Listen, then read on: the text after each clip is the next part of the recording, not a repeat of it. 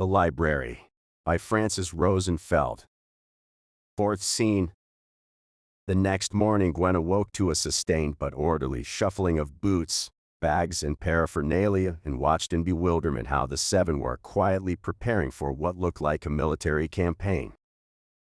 They looked serious and none of them was speaking, which rose Gwen's anxiety to panic levels. She didn't dare ask what they were doing. Number 5 spoke eventually. "Are you coming? Where are you going? Fishing?"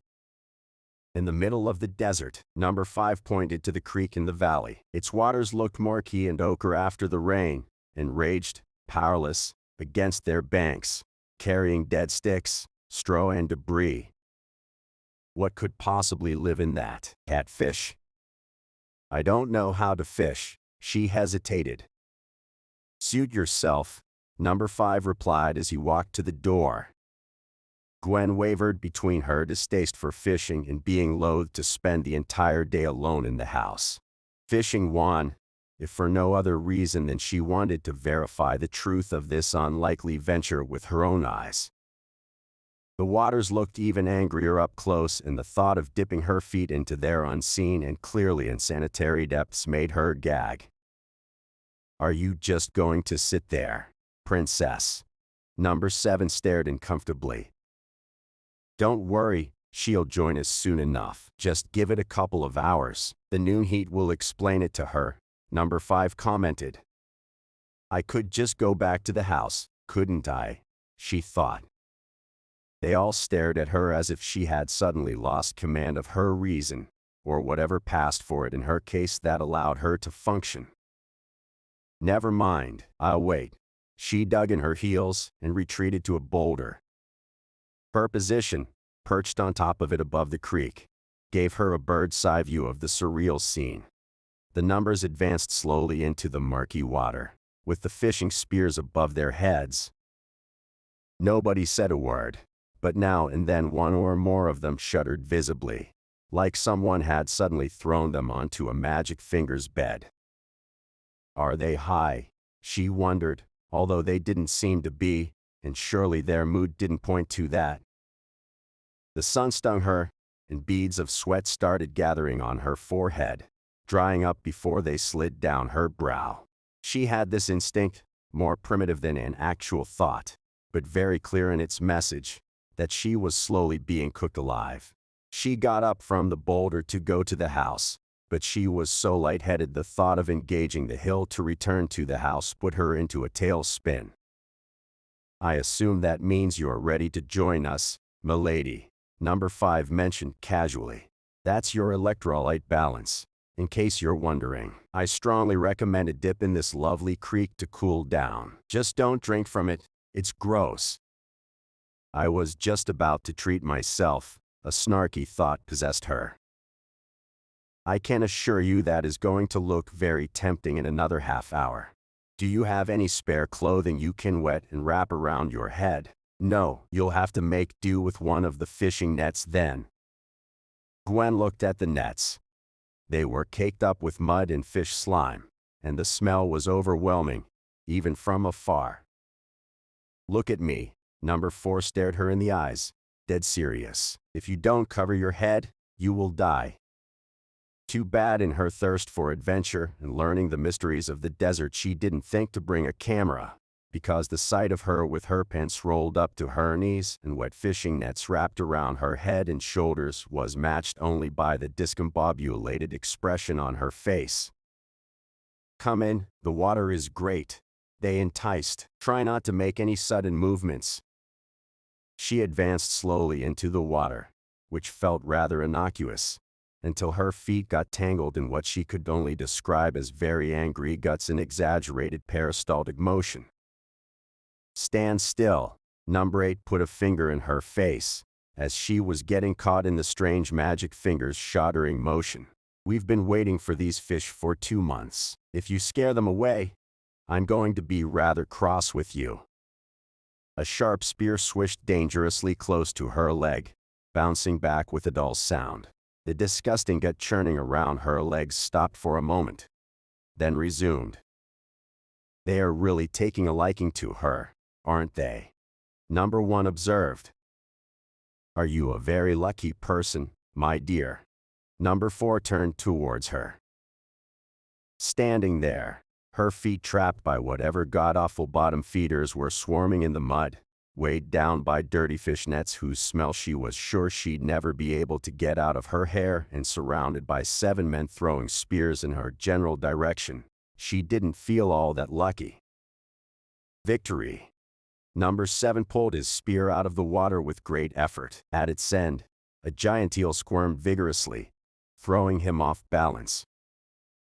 That's not a catfish.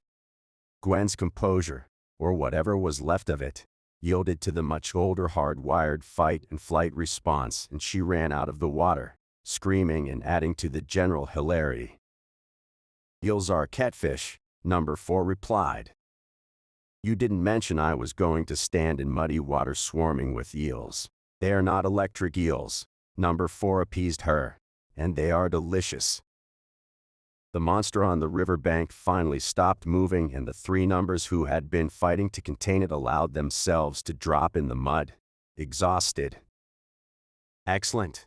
Number 8 rejoiced. This will tide us over nicely until next time. That thing must weigh near 100 pounds. How are they planning on carrying it to the house? She wondered. Here, Number 8 handed her a knife, while the others had already started chopping the giant snake-like creature into sections. Though, this is so unspeakably gross, she thought, feeling guilty that the sight of the giant slaughtered creature didn't elicit sympathy but mostly disgust. We have no grocery stores around, Number 7 panted with effort. I'm sorry we can't offer you neatly packaged fillets. He stopped and turned towards her. I think it's time. And you're old enough to know that steelhead trout at the market didn't die peacefully in its bed. Now get chopping, or the sun is going to claim one of us soon. Heat stroke is not a joke. She went to her happy place and started chopping, with no other thought in her head than the repeated mantra, this is so gross. This is so gross. Trying unsuccessfully to avoid getting splattered with guts juice and remembering all the reasons why she hated fishing, now amplified to God's scale. Every gross and revolting thing in creation made its way into her mind, by association, to remind her of its existence. And because of this experience she felt dirty and flawed, like she'd been reduced to the state of an animal by their touch, like somebody revoked her humanity card. We are animals, Gwen, Number 8 pointed out. We just choose to conceal this impalatable biological truth with high-minded mores and philosophical musings, and quite a lot of hollow, nauseating crap. Between the latter and eel guts, I'll pick eel guts every time. Gwen was sure the scene must have looked apocalyptic for someone watching it from above, with the giant snake chopped into pieces on the muddy banks and savage humans fussing about, triumphant, covered in mud, blood and guts, discussing the logistics of transporting it up the hill in as few trips as possible. She suddenly realized she didn't feel hot or lightheaded, even after all the effort. You can take those things off your head now, Number 4 prompted, pointing to the fish nets. The sun is reasonably forgiving at this hour. We really are trapped here, aren't we? She whispered quietly, almost to herself. It stood to reason no person in their right mind would choose to live like this if they had a choice.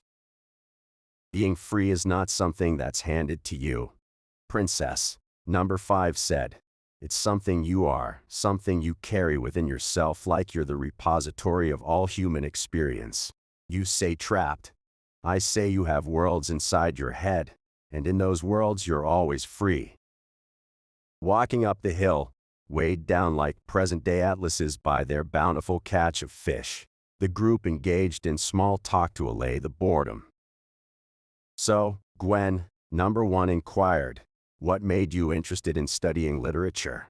The question caught her completely unprepared, even if she'd heard it a million times before, from all the good-natured adults who had taken an interest in her choice of college. It sounded so preposterous in the current context, she couldn't gather her thoughts to answer. She replied eventually, I guess I always liked words, the way they can be reassembled in infinite ways to convey completely different meanings. There is music to sentences too, rhythm. Now that she'd said that out loud, it sounded idiotic, and the chunk of eel felt even heavier than before.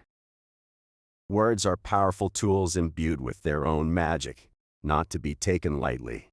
Number 6 joined in the conversation. Putting a sentence together is both art and science, like the craft of the alchemists of old. And then again, sometimes you stumble upon meaning and don't even know it. You mentioned music, rhythm. Number 1 continued. Should we assume you're drawn to poetry? Gwen blushed. Her love of poetry was not something she felt comfortable discussing with strangers, while panting up a hill, exhausted and covered in fish entrails. A blood-curdling scream scared her half to death. Don't step on the gravel. She avoided an unfortunate step at the last moment. Resentful, she had to take the long way around the house with the smelly burden of raw fish on her back in order to avoid the serenity path laid out in impeccably white pebbles between her and the doorway.